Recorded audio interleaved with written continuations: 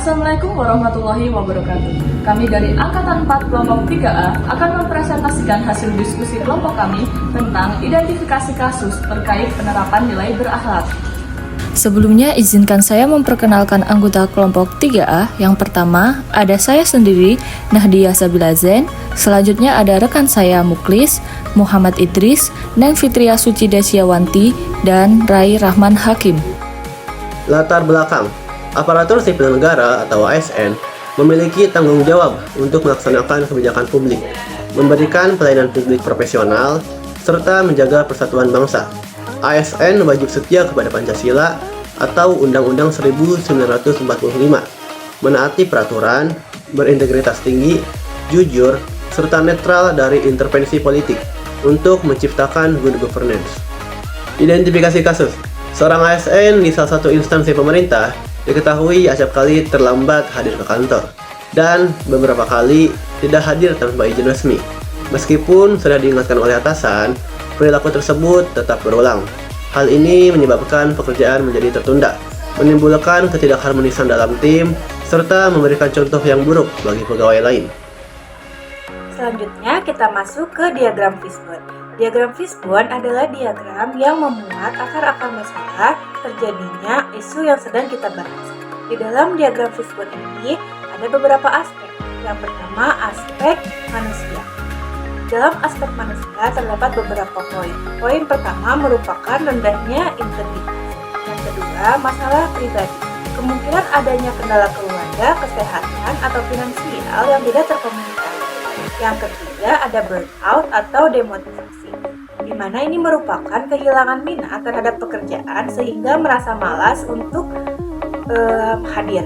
Selanjutnya ada habit atau kebiasaan, di mana ini merupakan karakter yang memang tidak disiplin sejak awal. Aspek yang kedua ada aspek metode. Ini pun ada beberapa poin. Poin pertama adalah sanksi yang tidak tegas, di mana meskipun sudah ditegur, tidak ada tindakan nyata yang membuat jerah. Selanjutnya ada sistem absensi yang lemah.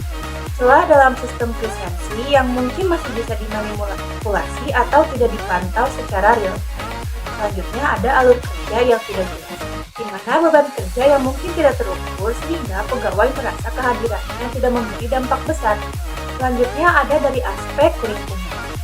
Dari aspek lingkungan ada dua poin. Poin pertama merupakan budaya kerja permisi, di mana rekan kerja lain mungkin melakukan hal serupa atau membiarkan perilaku tersebut tanpa ada kontrol sosial. Itu menimbulkan pegawai merasa bahwa hal tersebut sudah lumrah dilakukan. Selanjutnya ada jarak atau transportasi. Kendala geografis atau kemacetan yang sering dijadikan alasan pembenaran.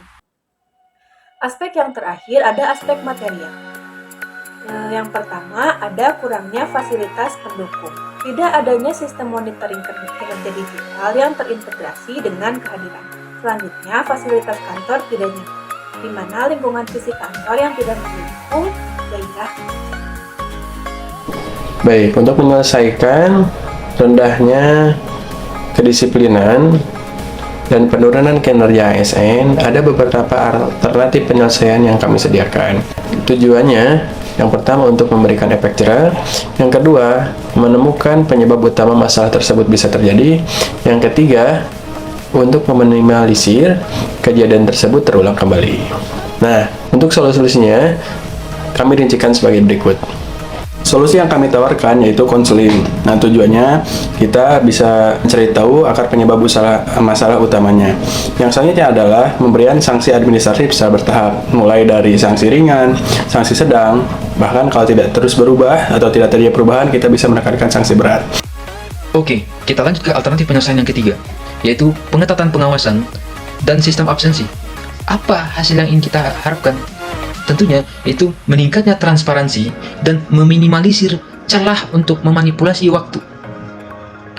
Tentunya pihak yang terkait ialah orang IT atau ahli IT dan pengelola kepegawaian. Tahapannya hanya sederhana. Ada evaluasi, ada rekapitulasi, dan publikasi sistem kehadiran di internal. Kemudian yang keempat, yaitu penerapan punishment finansial, di mana alternatif ini menerapkan potongan tunjangan kinerja melalui integrasi dengan sistem absensi. Alternatif ini bisa mengurangi tingkat pelanggaran dengan risiko ekonomi. Pihak-pihak yang terkait ya pastinya bagian kepegawaian dan bagian keuangan. Kemudian yang kelima atau yang terakhir, yaitu sidang kode etik. Pada tahap ini, para pelanggar dihadapkan pada keputusan final terkait status kepegawaiannya jika tidak ada terjadi perubahan perilaku. Pihak-pihak yang terlibat ya tentunya adalah tim pemeriksa, atasan, dan inspektorat. Pada tahap ini akan sangat memberikan efek jerat bagi para pelanggar.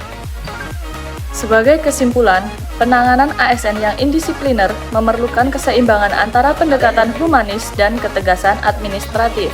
Melalui analisis Fishbone, terlihat bahwa masalah kehadiran bukan sekedar persoalan waktu, melainkan refleksi dari rendahnya integritas dan lemahnya pengawasan. Oleh karena itu, alternatif penyelesaian yang harus dibutuhkan harus yang terstruktur, mulai dari konseling hingga sanksi administratif. Dengan penegakan disiplin yang adil dan transparan, instansi tidak hanya dapat memulihkan produktivitas dan kerjasama tim, tetapi juga menjaga marwah serta profesionalisme birokrasi di mata masyarakat.